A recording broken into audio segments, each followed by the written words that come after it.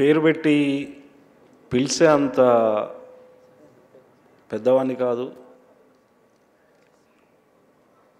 అన్ని ఉద్యమాల్లో కానీ బ్యాక్ బెంచర్స్, ప్లానింగ్ డిపార్ట్మెంట్ మాది, ముందుకొచ్చిన డిపార్ట్మెంట్ కాదు. అయితే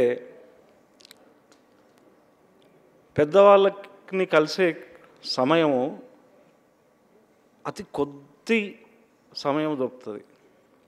అట్లా నేను పెద్ద ఆయన్ని కలిసే అవకాశం ఒక 3 సార్లే వచ్చింది నాకు.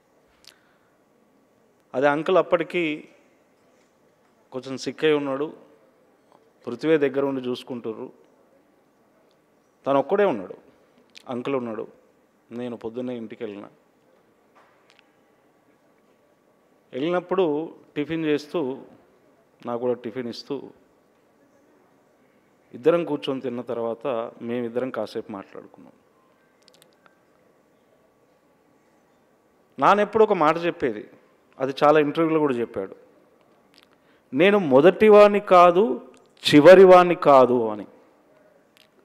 నేను మొదటివాణ్ణి కాదు చివరివాణ్ణి కాదు అనేది అంటే తన కన్న ముందు ఉన్న తరం. ఇప్పుడు మనం వీడియోలో చూసినట్టు 69 ఉద్యమాల్లో నాన్న ఉస్మానియా యూనివర్సిటీలో ఉన్నప్పుడు సంజీవరెడ్డి మామ పోడేంగే తెరే పైజామా కోలేంగే తెరే పైజామా అంటే అప్పటి నుంచి ఇప్పటి వరకు ఈ కుల స్ట్రక్చర్లో ఉన్న కాన్షియస్ ఎప్పుడు మార్చుకోలేదు వాళ్ళు. ఈ కుల ఆధిపత్య పోరుని ప్రశ్నించిండు అక్కడ. ఒక కవి, గాయకుడు ఒక వ్యక్తి పేరు పెట్టి పిలవడము, ఒక వ్యక్తి పేరు పైన ప్రశ్నించడం అంటే ఆ వ్యక్తిత్వాన్ని, అంటే ఆ కులతత్వ వ్యక్తిత్వాన్ని ప్రశ్నించడమే.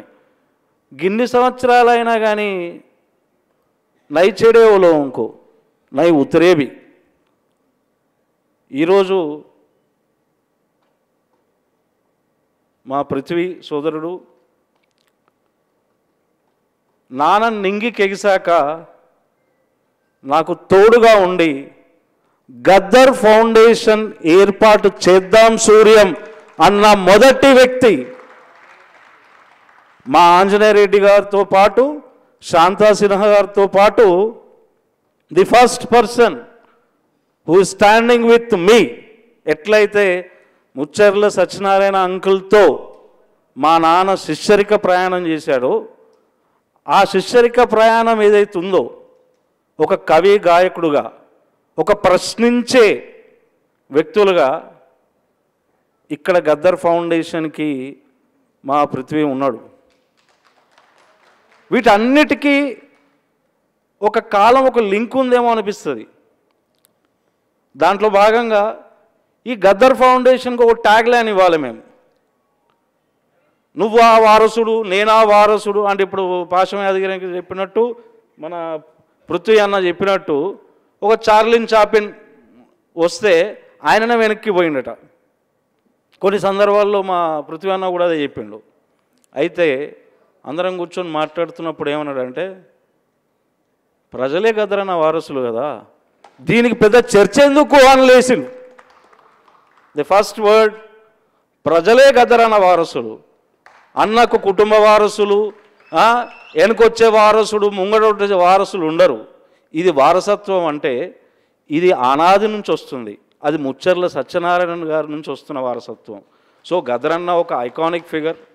వారి వారసత్వాన్ని కొనసాగించే క్రమంలో ఈరోజు ఈ గొప్ప సభను పెట్టిండు. ఈ సభను నిర్వహించి మనం అందరం మాట్లాడుతూ ఉన్నాం, వాళ్ళు ఎవరో వచ్చిండ్రు, కేవలం పాటనే రాసిండ్రు, మన ఇంటికి వచ్చిండ్రు. గట్లనే చేస్తారు వాళ్ళు. క్లాస్ కాన్షియస్నెస్ మన దాంట్లో ఉన్నాడు, క్లాస్ కాన్షియస్నెస్ వాని దాంట్లో కలిసిండు, వాడు గట్లే రాస్తాడు. ఇక వాని గురించి చర్చ ఎందుకు, మన పుస్తకాలు మనం రాసుకుందాం. వాడెవడో రాస్తే కానీ మనం చరిత్ర నిలుస్తుందా? ఎవడో నిలబెడితే నిలిచేది కాదు చరిత్ర. మనం రాసి పెట్టుకునేదే చరిత్ర, మనం రాయించుకునేది చరిత్ర కాదు. ప్రజలు రాస్తున్నారు. ఈరోజు ఇంత వేలాదిగా వచ్చి ప్రజలందరూ నీరాజనం పలుకుతున్నారంటే చిరంజీవులకే పలుకుతారు.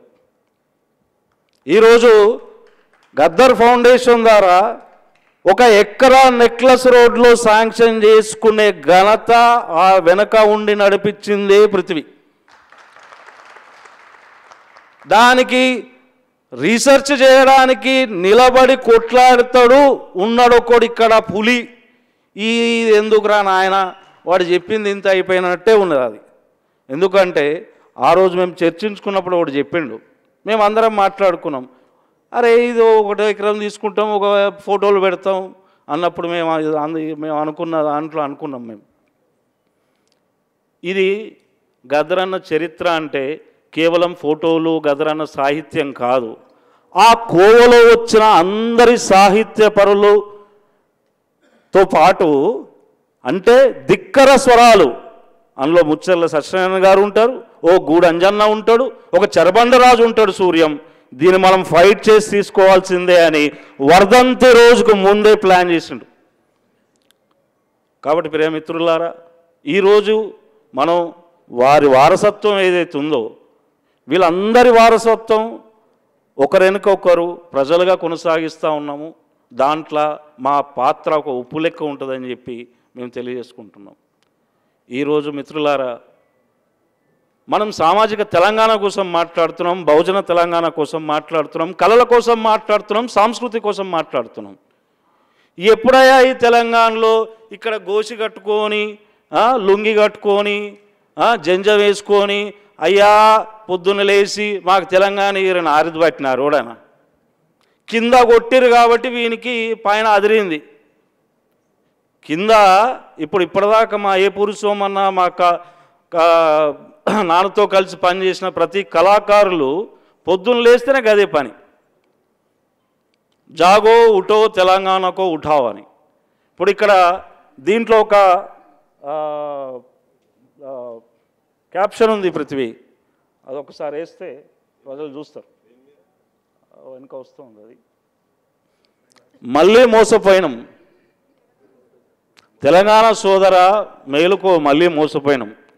ఈ క్షణం కూడా ఓ తెలంగాణ ఆ ప్రాణాలు అర్పించిన వేలాది అమరుల తెలంగాణ మళ్ళీ మోసపోయినాం. ఈ క్షణం ఈ వేదిక మీద నుంచి ఇదే ప్రకటన. మరి సామాజిక తెలంగాణ కానీ బహుజన తెలంగాణని ఎట్లా సాధిస్తాం? దానికో తాడు ఉండాలట.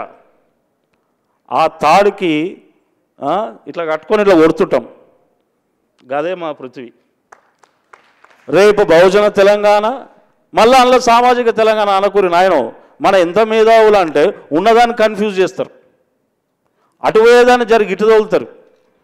కాబట్టి మళ్ళీ ఏదో ఒక తెలంగాణ అని అనుకురు, అది అన్నే ఈడికి వచ్చింది.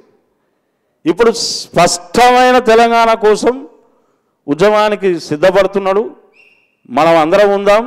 ఇది రేపో ఎల్లుండో కాదు, ఖచ్చితంగా ఎట్లయితే పెద్ద ఆయన एक रुपये नहीं था लेकिन घुसे असेंबली में पोड़े संजीव रेड्डी मामा का पैजामा, वैसा इसको थोड़ा भिजा देंगे, ऊका बयट रहा भाई लोपल अंटे మా నాయన. గట్లనే పృథ్వీ సాబ్ ఈ సభని గొప్పగా నిర్వహించి నాన్నకు ఇంత గొప్ప గౌరవాన్ని తీసుకొస్తున్న మీ అందరికి కూడా ఆదరించినందుకు, నాకు అవకాశం ఇచ్చినందుకు ధన్యవాదాలు. జై తెలంగాణ, జై బుచ్చర్ల సాబ్.